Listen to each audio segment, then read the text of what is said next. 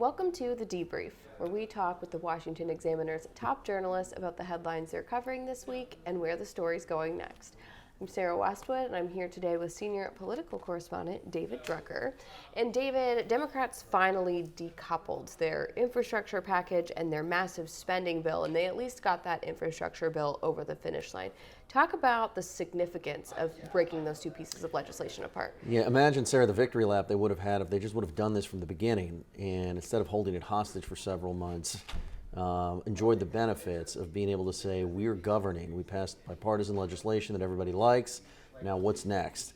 What they've been able to do by decoupling this is one of two things.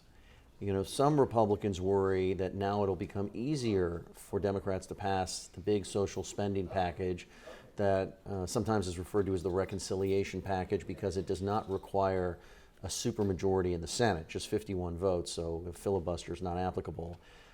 Other strategists have looked at this and said, well, now that they've passed the bill that most people want, it's going to be harder for progressives to win the votes of those centrist Democrats in the House, and particularly in the Senate with Joe Manchin and Kyrsten Sinema.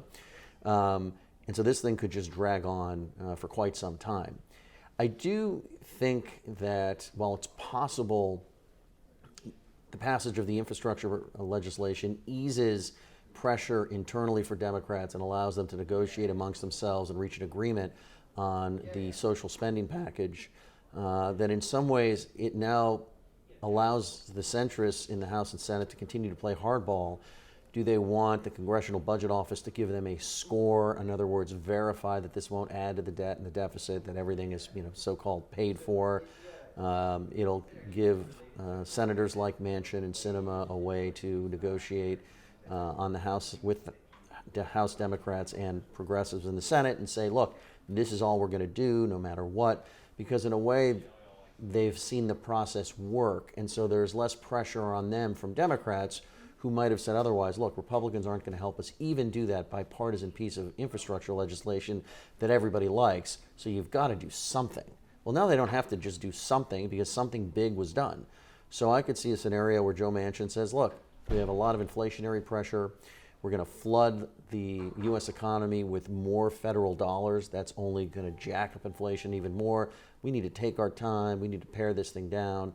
Centrists in the House Democratic caucus could do the same, looking over their shoulder at what happened in Virginia and saying, I'm not in a hurry to vote for some big behemoth of a government spending bill when my suburban voters may not like it all that much. So that's a real possibility, and we're going to find out how this unfolds over the next few weeks. Yeah, speaking of those suburban voters, Democrats they're really still searching for answers as to why they underperformed so badly, like more than 2 weeks after that election. Do you think that even if Democrats at this point were to recalibrate, though, there's still trouble ahead for them in the midterms? Well, there's always going to be trouble ahead for the party in power in the White House in midterm elections. I mean, history tells us that.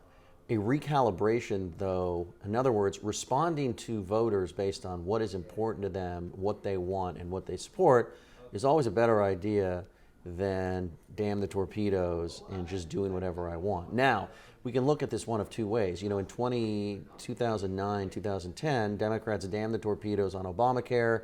They got shellacked in the midterm elections, biggest Republican gain since the 30s, or maybe ever in a midterm election. But 10 years later, voters across the country had decided that they liked the Affordable Care Act.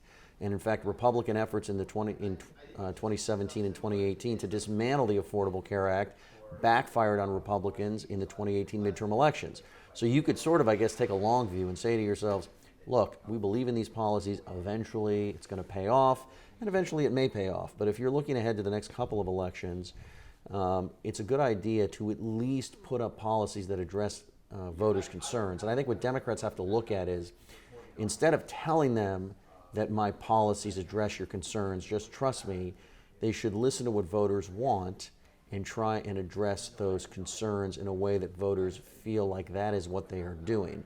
That would be a helpful recalibration. That's what political parties do. Sometimes they have to lose big before they do it, but usually, it's a service business. They pay attention to what worked, what didn't, and they make changes. And finally, Republicans are also feeling a little unsettled heading into 2022, and there are some states where they don't have a clear candidate in what could be pickup opportunities for the Senate. Where are they having problems? Well, it's still early, and we're going to have a lot of primaries next year, and then they'll end up with a nominee. But when you're a political professional and you're trying to plan out a plan of attack in trying to win back the House or the Senate, you want to know who your best candidates are. You want this idea that they're the ones that are going to win the nomination. And in several states, Republicans still don't really know what their team looks like. There's a crowded primary in Arizona for Senate, and it's growing more crowded by the day. There's a crowded primary in Ohio for Senate. I don't know if it can get more crowded. There's a crowded primary in Pennsylvania for Senate, growing more crowded by the day. Things are still uncertain in North Carolina. Probably certain in Georgia with Herschel Walker, but not totally clear yet.